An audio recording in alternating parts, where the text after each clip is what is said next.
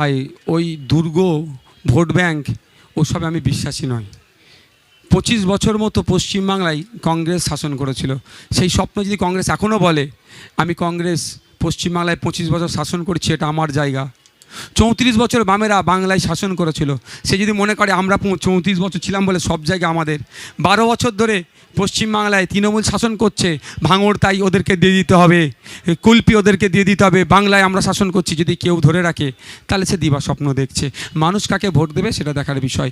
আমরা চেয়েছিলাম ঐক্যবদ্ধ হয়ে লড়াই করতে, তারা ঐক্যবদ্ধ হয়ে লড়াই করেনি। তারা তাদের মতো লড়াই করছে, আমরা আমাদের মতো লড়াই করছি। মানুষ যদি সংখ্যাগরিষ্ঠ মানুষ আমাদেরকে চায়, আমরা পার্লামেন্টে যাব, আমাদের পরিবর্তে যাকে চাইবে তারা পার্লামেন্টে যাবে। তবে ভরসা বিশ্বাস মানুষের কাছে করছি। মানুষ বিকল্প খুঁজছিল, মমতা ব্যানার্জি এবং বিজেপির এই অন্যায়ের বিরুদ্ধে, বিভাজনের বিরুদ্ধে, এই সাম্প্রদায়িকতার বিরুদ্ধে চোখে চোখ রেখে আইএসএফ লড়াই করছে। কোনো সেটিং করে চলছে না আইএসএফ, মানুষ এটা বুঝে নিয়েছে। সেই জন্য আইএসএফের ছায়াতলে আসবে, আইএসএফকে যাবতীয়পুর থেকে পার্লামেন্টে পাঠাবে।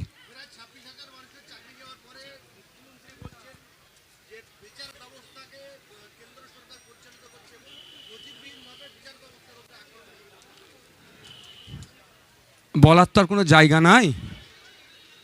বিচার ব্যবস্থার প্রতি যদি ভরসা না থাকে, ইডি সিবিআইয়ের হাত থেকে বাঁচতে গিয়ে ঘন ঘন সুপ্রিম কোর্টে ছুটছে কেন, ডিভিশন বেঞ্চে ছুটছে কেন? বিচার ব্যবস্থার প্রতি ভরসা না যদি না থাকে, নওশাদ সিদ্দিকীদের রাজ্য সম্মেলন করার জন্য কলকাতায় ডিভিশন সিঙ্গেল বেঞ্চ রায় দিয়েছিল, চ্যালেঞ্জ করে ডিভিশন বেঞ্চে গিয়ে স্টে করলো কেন, ওই জায়গা চেঞ্জ করালো কেন? তখন প্রভাবিত করেনি। যে অন্যায় করেছে মমতা ব্যানার্জির কাজ হবে ভুল স্বীকার করে পদত্যাগ করে নেওয়া। আমার আগের বক্তা আমার অ্যাডভোকেট নূর আলম খান একটা কথা বলেছেন, আমি সম্পূর্ণ সহমত হচ্ছি না, আমি ওইটাকে বলবো একটু রেকটিফাই করে দিতে চাই।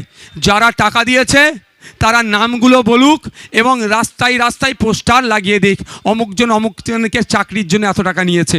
তাদের ঘরে গিয়ে চড়াও হলে law and order situation create হবে। আমরা চাই না কোনো তৃণমূলের লোক দুর্নীতি করেছে বলে, টাকা চুরি করেছে বলে তার পরিবারের লোক সাফার করুক। তার বাড়িতেও বাচ্চা আছে, বয়স্ক মা আছে, যেভাবে আমাদের সাথে অন্যায় করেছে। ভোটে 21 নির্বাচনের পরে আমাদের কর্মীদের উপরে হামলা চালিয়েছে, আমাদের বাড়ি ঘরদোর ভেঙেছে, আমাদের কর্মীদের বয়স্ক পিতাকেও ছাড়েনি, তার বাড়ির মহিলা সদস্যকেও ছাড়েনি। আমরা সে কাজ করব না। আমরা বলছি কি, যে টাকা নিয়েছে তার নামে বড় বড় পোস্টার হোক। যদি পোস্টার ছাপানোর টাকা না থাকে আমাদের সাথে যোগাযোগ করুক, আমরা বুথে বুথে তার নামে 100 করে ওয়াল পোস্টার ছেপে দেবো। তাদের বলবো দেয়ালে গিয়ে মেরে দাও, চাকরি চোরগুলোকে জনমানুষে নিয়ে চলে আসো।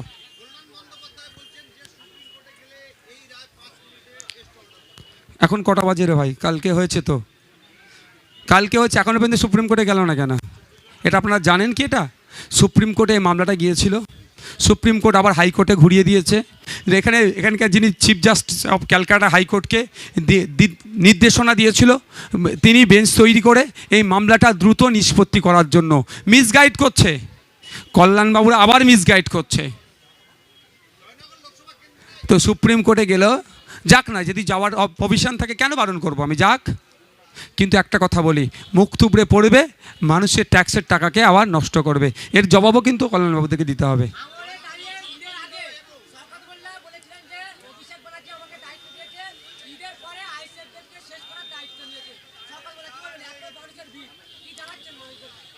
অন্য কারো কথা বলো, আমি উত্তর দেব। ও ন্যাশনাল হিউম্যান রাইটস ঘোষিত নটোরিয়াস ক্রিমিনাল, আর মমতা ব্যানার্জির সার্টিফাইড তুই বোম্বা দিস। ওর নামটা বাদে অন্যজনের কথা বলো।